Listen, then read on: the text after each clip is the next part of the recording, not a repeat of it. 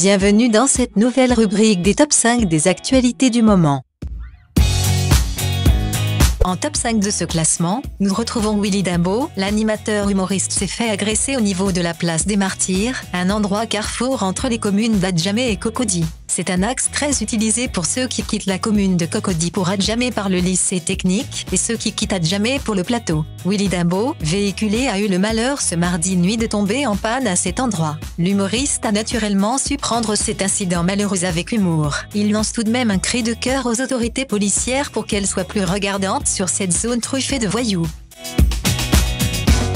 En top 4, Koffi Olomide, le roi de la rumba congolaise, est annoncé en concert à Abidjan le 8 décembre prochain. L'arrivée de la star congolaise en terre ivoirienne pour ce spectacle du mois prochain suscite en ce moment de vives protestations de la part de certains mélomanes ivoiriens, eux qui n'ont jusque-là pas digéré le comportement irrévérencieux du chanteur. On s'en souvient en effet, le grand Mopao avait indigné le public abidjanais il y a 2 années de cela au festival Abidjan by Night, en quittant la scène pour une banale histoire d'image portant selon lui sur une somme de 12 millions. Les Ivoiriens qui attendaient jusque-là des excuses publiques de celui qu'ils ont longtemps adopté, ont plutôt eu droit à des justificatifs de la part du patron du quartier latin. Ils sont nombreux aujourd'hui les jeunes Ivoiriens visiblement frustrés, qui promettent de saboter le concert programmé du 8 décembre.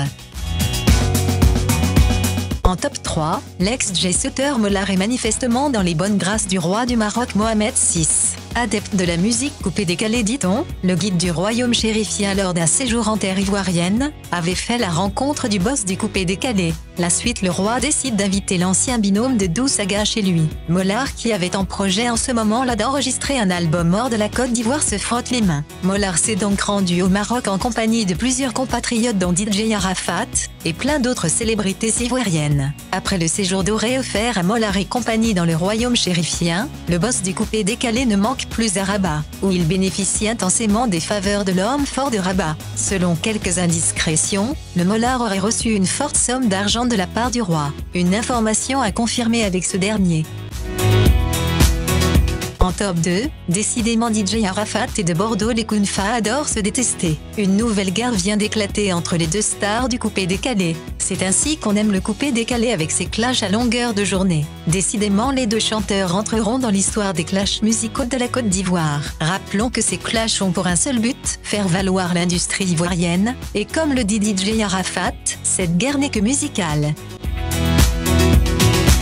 En top de ce classement, Samuel Eto'o, il a fait fort la star du football. Il a fait parler son cœur. Il a offert à chaque ressortissant camerounais sorti de l'enfer libyen la somme de 1 500 000 francs CFA. Samuel Eto'o, à l'instar des autres stars, avait déploré le traitement inhumain infligé aux candidats à l'immigration clandestine en Libye. Il était prêt à louer un avion pour aller les chercher. Le gouvernement l'ayant fait, le footballeur a opté pour une enveloppe leur permettant de s'installer. Merci Samuel.